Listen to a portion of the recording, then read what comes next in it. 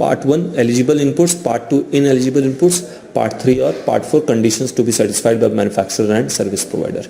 और इनपुट्स में फिर बता दूं, everything is covered, everything is covered, ठीक है। लेकिन कंडीशन उन्होंने ये डाला, जो भी आप इनपुट यूज करेंगे that should have some relationship with the manufacturer of the final product. अब जब वो लिखते हैं सम रिलेशनशिप, इसका मतलब ये नहीं कि 100% रिलेशनशिप हो। मान लो मैं कैमरा बना रहा हूँ, कैमरा में अगर कोई प्लास्टिक यूज है, कोई स्टील यूज है, तो उसका तो 100% रिलेशनशिप है, जो आपने कॉस्टिंग में पढ़ा होगा डायरेक्ट कॉस्ट। लेकिन इनडायरेक्ट कॉस्ट भी तो है, जो प्रोडक्ट में दिखाई नहीं देता, but that input has been used, that indirect cost is also being are eligible inputs. तो सम रिलेशनशिप का मतलब 0.001% भी रिलेशनशिप है इसके साथ, तो वो एलिजिबल इनपुट्स है। जैसे मैं फैक्ट्री में पेंट करवा रहा हूं, तो मैं पेंट लेके आऊंगा, वो मेरा इनपुट है। क्या उस पेंट के ऊपर मैंने जो एक्साइज ड्यूटी पेमेंट किया उसका सीसीआर मिलेगा या नहीं मिलेगा? मिल जाएगा, because it has some relationship with the manufacturer of final product, ठीक है।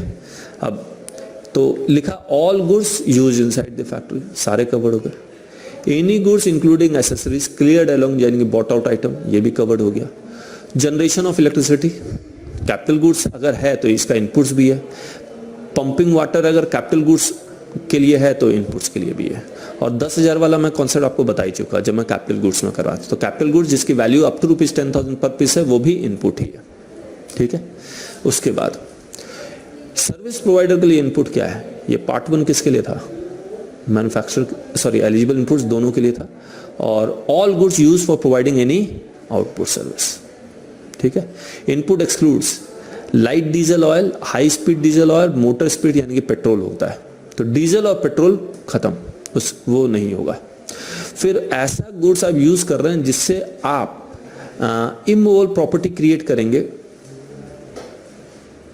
तो वो उसके ऊपर सीसीआर नहीं मिलेगा। लेकिन सर्विस प्रोवाइडर जो कॉन्ट्रैक्टर है, जो बिल्डिंग ही बना रहा है, तो कंस्ट्रक्शन एक्टिविटी के ऊपर सर्विस टैक्स लग रहा है, तो बिल्डिंग मटेरियल पे भी आपको सीसीआर मिल जाएगा, ठीक है।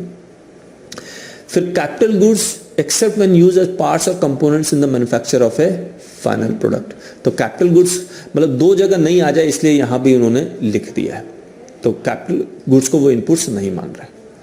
फिर मोटर व्हीकल्स, क्योंकि कैपिटल गुड्स में ऑलरेडी कवर्ड है, इसलिए यहां से हटा दिया। और दूसरा कि any goods which are used for personal purpose या consumption of an employee, guest house, residential colony, recreation facility, clinical establishment यानी कि हॉस्पिटल, ये सब में जो फैक्ट्री के अंदर होता है, उसमें कोई भी आप इनपुट यूज कर रहे हैं, उसके ऊपर सीसीआर नहीं मिलेगा। फिर any goods which have no relationship whatsoever with the manufacturer of final product. Conditions क्या है मैन्युफैक्चरर के लिए? रिसीव्ड इन द फैक्ट्री, और सर्विस प्रोवाइडर के लिए रिसीव्ड इन द प्रीमाइसेस, या फिर सर्विस रिसीवर के प्रीमाइसेस में रिफर्ड है, डॉक्यूमेंट्री एविडेंस होना चाहिए, सपोर्टेड बाय प्रॉपर इनवॉइस, ठीक है। अब इनपुट में एक कहानी है जो हमने यहां लिखी नहीं है,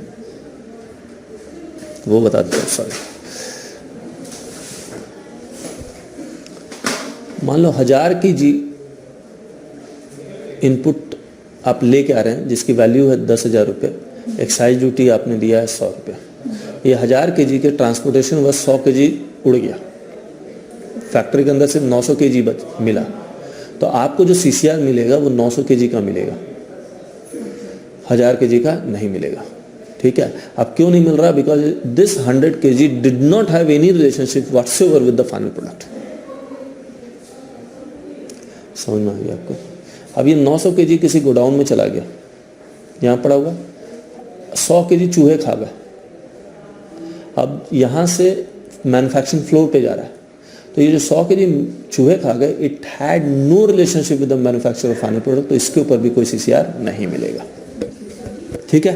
तो इनपुट्स अगर गायब हो जाते हैं फैक्ट्री के बाहर या फिर फैक्ट्री के अंदर गोडाउन में before issuing for manufacturing process, उस पर सीसीआर नहीं मिलता है। कितना सीसीआर मिलेगा? 100%। लेकिन ये 100% सीसीआर आपको क्लेम करना पड़ेगा within 1 year from the date of issue of any invoice. और ये कॉन्सेप्ट आया किस लिए? क्योंकि होता क्या था कि मैं इनपुट लेके आया और पहले सीसीआर में वर्ड लिखा हुआ था इमीडिएटली। इमीडिएटली का मतलब जैसे ही इनपुट फैक्ट्री के अंदर आया उसके बाद मैं कभी भी ले सकता हूँ, जरूरी नहीं है कि उसी वक्त लेना। तो इमीडिएटली का मतलब उसके बाद कभी भी।